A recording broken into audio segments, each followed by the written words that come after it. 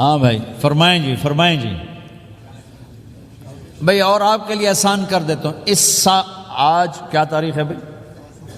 22 نومبر۔ اگلے سال 22 نومبر تک اللہ زندگی رکھے، جو بھائی چلے 4 مہینے کے لیے تیار ہوں وہ کھڑے ہو جائیں۔ ایک سال کے اندر انشاءاللہ ہم جائیں گے، وہ بھائی کھڑے ہو جائیں۔ 1 سال کے اندر انشاءاللہ ہم نے جانا ہے، ترتیب بنانی ہے، وہ کھڑے ہو جائیں۔ زندگی میں جو کہیں گے ہم نکلیں گے، وہ بھی کھڑے ہو جائیں۔ چلو سارے بیریئر ہٹا دیتا ہوں، لو بھائی سب کی تشکیل ہو، بیٹھ جاؤ بھائی، ماشاءاللہ بیٹھ جاؤ بھائی، بیٹھ جاؤ بھائی، بیٹھ جاؤ بھائی۔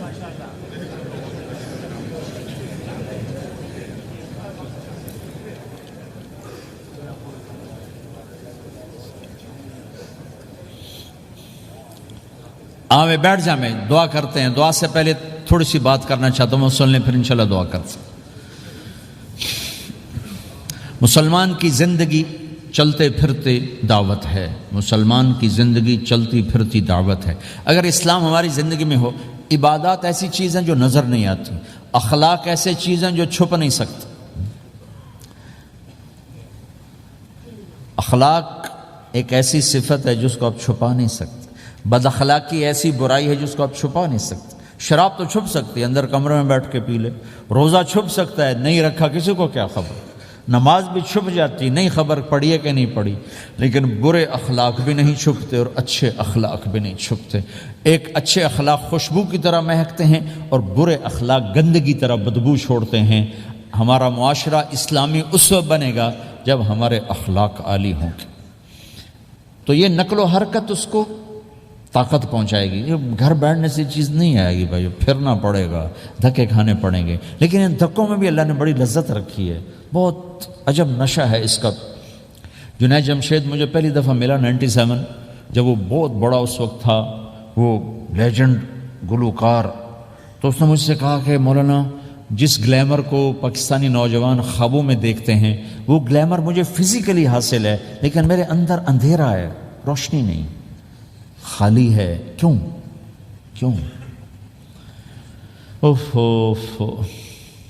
میں نے کہا تمہارے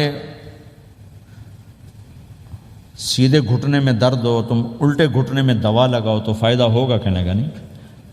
میں نے کہا اندھیرا تمہاری روح میں ہے اور تم روشن کر رہے ہو جسم کو، کبھی میوزک سے، کبھی کسی چیز سے، کبھی کسی چیز سے۔ تو عورت، شراب، میوزک، ان کا روح میں کوئی واسطہ ہی نہیں، یہ روح تک جاتی نہیں۔ ان کی پینیٹریشن جسم تک ہے اور جسم کو کنٹرول روح کرتی ہے۔ جب روح میں بھوک اٹھتی ہے تو وہ پریشانی میں کی شکل میں ظاہر ہوتی ہے۔ تم اللہ سے تعلق بنا لو، یہ سب کچھ ٹھیک ہو جائے گا۔ پھر جب اس نے 3 چیلے شروع کیے تو اس کا مجھے فون آیا۔ ہمارا ایک شہر ہے چھوٹا سا، زلزلے میں ختم ہو گیا تھا، بالاکوٹ۔ تو اس کا مجھے وہاں سے فون آیا کہ مولانا میں ایک پرانی مسجد میں ایک پھٹی ہوئی چٹائی پر لیٹا ہوا ہوں، اور جس سکون کو میں 5 سٹارز ہوٹل میں دیکھتا تھا، ڈھونڈتا تھا، وہ آج مجھے یہاں مل چکا ہے۔ اور مجھے یوں لگتا ہے میں ہوا میں اڑ جاؤں گا، میں ہوا میں اڑ جاؤں گا۔ کیا ہوا کہ اللہ سے تعلق بنا اور روح میں سکون آ گیا، ٹھنڈک آ گئی۔ تو ایک گناہوں سے بچنا اور ایک فرائض کو پورا کرنا، ایک اپنے اخلاق کو ٹھیک کرنا، یہ چند ایک کام ہیں جو کر لے گا اللہ اسے آباد کر دے گا۔ جہاں ہو نماز نہ چھوٹے، رمضان آ جائے روزے نہ چھوٹیں، زکوٰۃ فرض ہو جائے خوشی سے ادا کریں، اپنی کمائیوں کو حلال پہ لائیں، غلط کاغذات سے، غلط پیپر سے، غلط ہیرا پھیری سے پیسہ نہ بنائیں، یہ پیسہ تباہی کے سوا کچھ نہیں لاتا۔ اپنی حلال کمائی کرو، کہ میرے نبی کا فرمان ہے جو صبح سے شام تک حلال کمانے میں تھکتا ہے اس کے اس دن کے سارے گناہ معاف ہو جاتے۔ سعد بن معاذ بیٹھے تھے، ان کے ہاتھوں پر اللہ کے نبی کی نظر پڑی تو ہاتھ بڑے سخت تھے۔ تو ہم نے کہا سعد تیرے ہاتھ اتنے سخت کیوں ہیں؟ کہا جی میں اپنے باغ میں خود کام کرتا ہوں، اس سے یہ سخت ہو گئے۔ تو آپ نے سعد کا ہاتھ پکڑا اور ایسے چوما اور کہا اپنے بچوں کو حلال کھلانے میں بچوں کو حلال کھلانے میں جو ہاتھ ایسا ہو جائے گا اس پہ جہنم کی آگ حرام ہو جائے گی۔ کہ بھائیو حلال، جھوٹ نہ داخل کرو۔ چاہے کتنے بڑے مفتی فتویٰ دیں کہ ٹیکس بچانے کے لیے جھوٹ بولنا جائز ہے، میں کہتا ہوں نہیں نہیں نہیں نہیں نہیں نہیں نہیں، سچ سچ سچ۔ دو سودے ہیں، ایک طرف چند سو پاؤنڈ ہیں، ایک طرف سچ ہے، جس کو لینا ہے لے لو۔ سچ کو لوگے تو اللہ کے قدموں میں چلے جاؤ گے، اللہ کے حبیب کی چھاؤں میں چلے جاؤ گے، اللہ کی چھاؤں میں چلے جاؤ گے۔ جھوٹ، ہاں صرف جھوٹ بولنا جائز ہے، دو بھائی لڑ پڑے ان میں صلح کرانے کے لیے جھوٹ بولنا جائز ہے۔ میاں بیوی لڑ پڑیں تو بیوی کو منانے کے لیے خامند جھوٹ بول سکتا ہے، خامند کو منانے کے لیے بیوی جھوٹ بول سکتی ہے۔ اس کے علاوہ جھوٹ نہیں ہے، سچ کے ساتھی بنو۔ اللہ کی قسم وہاں سے رزق آئے گا جہاں سے وہم و گمان بھی نہیں۔ پھر آپ اس حکومت کو دھوکہ دیتے ہو جو آپ کی ہمدرد۔ ہماری حکومتیں تو خود بھی چور ہیں، تو ان کو چور پڑے ہوئے، چوروں کو چور پڑے ہوئے۔ تمہاری حکومتیں تو چور نہیں ہیں، تو تم پہ خرچ کرتے ہیں۔ ان سے بینیفٹ لینا ہو تو پیچھے پیچھے ہو، ان کو ٹیکس دینا ہو تو کہتے ہو کدھر لکھا ہے شریعت میں ٹیکس دینا جائز ہے؟ کہاں لکھا ہوگا؟ آگے مفتی بھی بیٹھے ہوئے فتوے دینے کے لیے۔ جب ان سے نفع اٹھاتے ہو تو ان کو نفع پہنچاؤ، ان سے سہولتیں لیتے ہو ان کو سہولت پہنچاؤ۔ یہ تمہارے خرچ کرنے میں دیانتدار ہیں، ان کے ساتھ بددیانتی نہ کرو۔ مسلمان ہو اور دھوکہ، یہ دو چیزیں جوڑ نہیں سکتی۔ اپنی عیاشی تھوڑی کم کر دو تو اللہ اس میں برکت دے گا۔ آپس میں کبھی اونچ نیچ ہو جائے فوراً صلح کرو، لڑائی پہ باقی نہ رہو کہ ہم نے بات نہیں کرنی، ہمارا سلام دعا ختم، ایسا کبھی نہیں کرنا۔ اونچ نیچ ہوتی ہے لیکن فوراً صلح کرو۔ ماں باپ میاں بیوی کٹھے رہتے ہیں تو ہمارا سسرالی معاشرہ بہت سخت قسم کا ہے۔ ماں باپ اتنی مداخلت کرتے ہیں بچے میں کہ ان کی زندگی تباہ کر دیتے۔ ساس سسر بہو پہ اتنا حق جتلاتے ہیں کہ خامند کا بھی اتنا حق نہیں رہ جاتا، اس سے زندگی ٹوٹ جاتی۔ اگر سسر ہو بہو کو عزت دو، ساس ہے بہو کو عزت دے، بہو ہے ساس سسر کو عزت دے۔ لیکن اللہ کی قسم ساس اور سسر کا بہو پہ کوئی شرعی حق کوئی نہیں۔ میرے بچے کی شادی ہوئی، میں نے اپنی بیوی سے کہا بات سنو، ہم کسی کی بیٹی کو لے کے آ رہے ہیں، اگر ماں بن کے دکھاؤ گی تو میں یہاں اس کو لاؤں گا، اور اگر ماں بن کے نہیں دکھانا تو میں اس کو الگ گھر دیتا ہوں، تاکہ ہم اس کی زندگی میں دخل انداز نہ ہوں، ہم ان کی زندگی کو خراب نہ کریں۔ اگر کسی کے پاس الگ گھر دینے کی وسعت نہیں ہے تو وہ خود تو الگ ہو سکتا ہے کہ نہیں ہو سکتا؟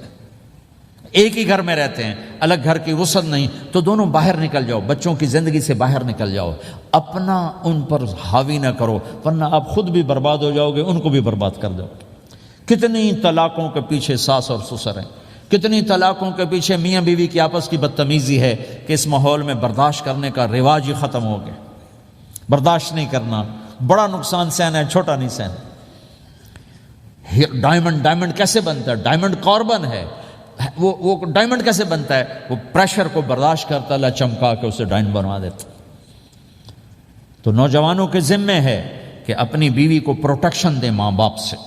ماں باپ زیادتی کریں سامنے آ جائیں، ہاتھ جوڑیں، پاؤں پکڑیں، بدتمیز نہ ہوں کہ ابا جی میں آپ کا حکم، اب مجھے اس کا کیا کرنا ہے، اماں جی اب مجھے فرمائیں میں کیا کرنا ہے، میرے ذمے ہے، اس کے ذمے نہیں ہے۔ بیوی زیادتی کرنے لگے تو اس کے سامنے ہو جاؤ، دیکھو بیگم یہ تیرا میرا رشتہ ٹوٹ سکتا ہے، ماں باپ کا رشتہ ٹوٹ نہیں سکتا ہے۔ ماں باپ کا وہ رشتہ ہے جسے توڑا نہیں جا سکتا، نکاح تو ایک بول پہ ٹوٹ جاتا ہے۔ میں تیری ہر ضرورت پوری کروں گا لیکن تو میرے ماں باپ کے لیے تکلیف کا باعث نہ بن۔ یہ مرد کی ذمہ داری ہے، ہم یہ معاشرہ بھلا چکے ہیں۔ ہمارے پڑوسی ذمہ دار تھے، ان کے بچے کے نکاح میں گیا تو مجھ سے کہنے لگے مولانا میری بیگم نے مجھ سے کہا کہ دیکھو ہم زندگی گزار چکے ہیں، اب یہ بچے زندگی شروع کرنے لگے ہیں، تو پہلے میرے بیٹے کے لیے الگ گھر بنا اور اس کی بیوی کی ڈولی کو وہاں لے کے آ، میرے گھر میں نہ لانا کہ ایسا نہ ہو ہم میاں بیوی بچوں کی زندگی خراب کر دیں۔ تو پہلے میں نے بیٹے کا گھر بنایا ہے، اب اس کی شادی کر رہا ہوں، اس کی بیوی کی ڈولی وہاں اترے گی، میرے گھر میں نہیں اترے گی کہ ہم دونوں میاں بیوی کہیں ان کو خراب نہ کر بیٹھے۔ ہر آدمی کے پاس تو اتنے وسائل نہیں ہیں کہ وہ الگ گھر دے، لیکن یہ وسائل تو سب کے پاس ہیں کہ ان کی زندگی سے نکل جائے۔ ہاں ان میں کوئی کھٹپٹ ہو جائے تو صلح کرانے آئیں، لیکن ہوتا کیا ہے کہ لڑکے کے ماں باپ اپنے بیٹے کے حمایتی ہوتے ہیں، لڑکی کے ماں باپ اپنی بیٹی کے حمایتی ہوتے ہیں، اور آپس میں جنگ شروع ہو جاتی، نہ یہ نیچے ہوتا ہے نہ وہ نیچے ہوتا ہے۔ نئی نئی شادی ہوتی، زندگی گزارنے کا پتہ نہیں ہوتا، ٹھوکریں کھاتے ہیں، تو ان کو سنبھالنے کی ضرورت ہوتی ہے۔ لیکن ہوتا کیا ہے کہ ماں باپ اپنے بیٹے کے کان میں نہ بیوی کی شکایتیں لگاتے رہے، یہ کرتی ہے، یہ کرتی ہے، یہ کرتی ہے، اور وہ بچی کو اس کے ماں باپ کہتے رہے یہ کرتے ہیں، یہ کرتے ہیں، یہ کرتے ہیں۔ زبان پر ٹیپ لگا لو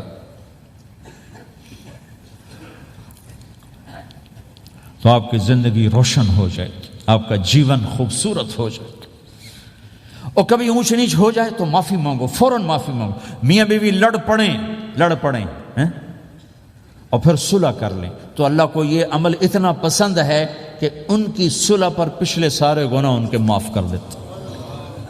قرآن کی ایک آیت اتری ہی میاں بیوی کی لڑائی پر تھی۔ ایک خاوند اپنی بیوی پہ بڑے ناراض ہو گئے، مسجد میں بیٹھے بیٹھے انہوں نے نیت کی گھر جاؤں گا اور بیوی کی ٹھکائی کروں گا۔ یہ انہوں نے نیت کی ہوئی